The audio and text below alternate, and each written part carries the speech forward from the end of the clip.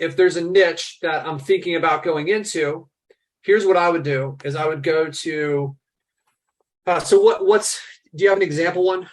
Yeah, I was going to look at chimney repair, probably in the Northeast, Maine, and that type of stuff. Okay, so I know there's a city in Maine called Bay Harbor, right? Okay, so you can see that these are the companies that are, oh, it's Bar Harbor. That's what it is. Okay. Yeah, Bar Harbor, Maine.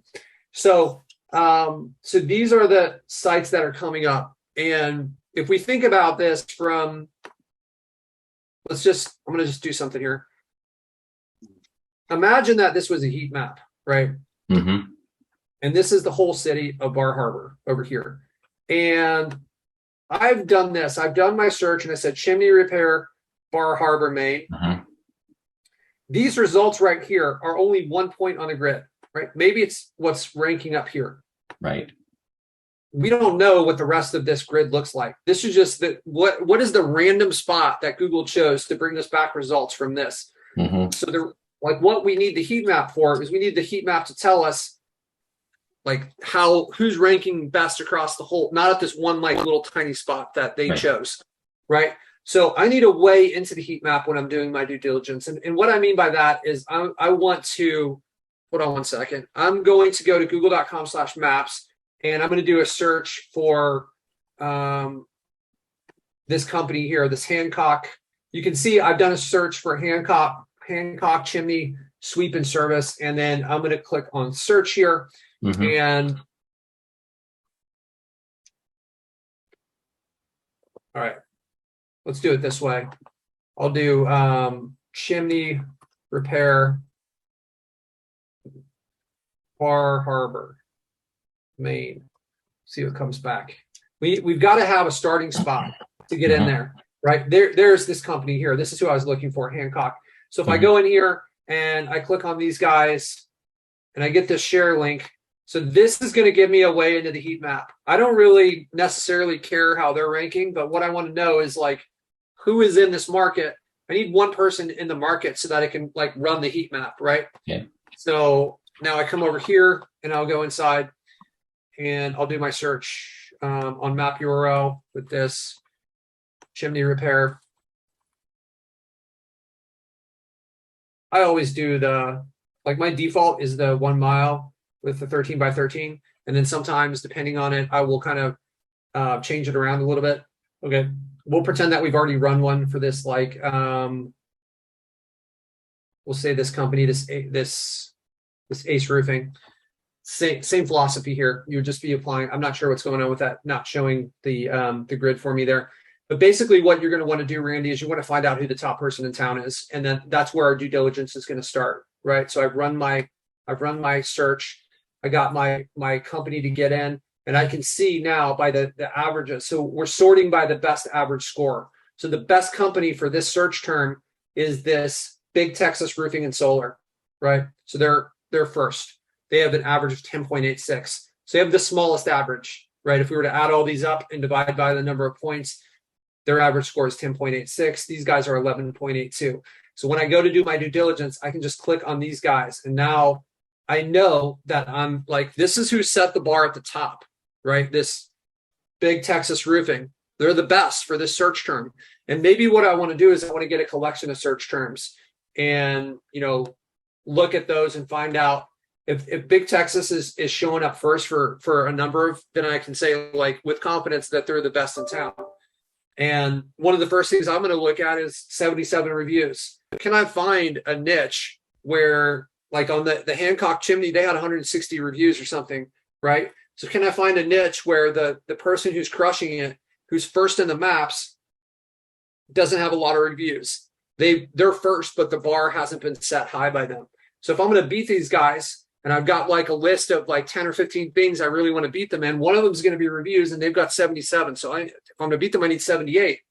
But if they had 6, then I would only need 7 reviews. So this is like pulling me, reviews aren't everything, but this is pulling me away from this a little bit where I see this many reviews. I'm going to click on this picture. Look at that, 252 photos. Okay, so I'm going to beat them in photos. So now I need 253 photos. to be able to beat these guys, right? So that's not exciting for me either, right? They have 252. Obviously, the website's going to play a part in it. So I'm going to go in here and I'm going to actually look at their site and see, like, what does their content look like? What does their backlinks look like? Notice that they're going to the contact us page, which that's, unless this is like a secondary GMB, then they should probably be going to their homepage. So it looks like their website is kind of, I don't know, it's a little strange looking. And I'm going to look, when I go onto this, I'm going to look at their content. How much content do they have? Right? You can actually copy this content and put it into like a word counter and see, but they don't have a lot of content.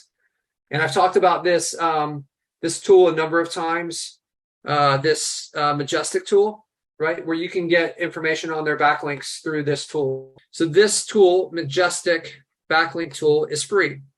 You don't need a Majestic account to do it. It's this one here, this like star, Majestic backlink analyzer. So if you were to do a search for like Majestic Chrome extension, you'll find this thing right here, right? And you can install this for free. So it's probably going to make me do, because I didn't have this thing turned on, it's going to ask me to prove I'm not a robot, and I can just click on this and authenticate for free, and then take my chances with being able to beat the CAPTCHA. Hold on. It launched it over on this other page. Okay, so it's going to pop up this little window. Okay, I don't know what happened there. It usually makes me do CAPTCHA. But you can see their trust flow is 13 and their citation flow is 31. So the trust flow is essentially analyzing the quality of the backlinks, and the citation flow is analyzing the quantity of the backlinks.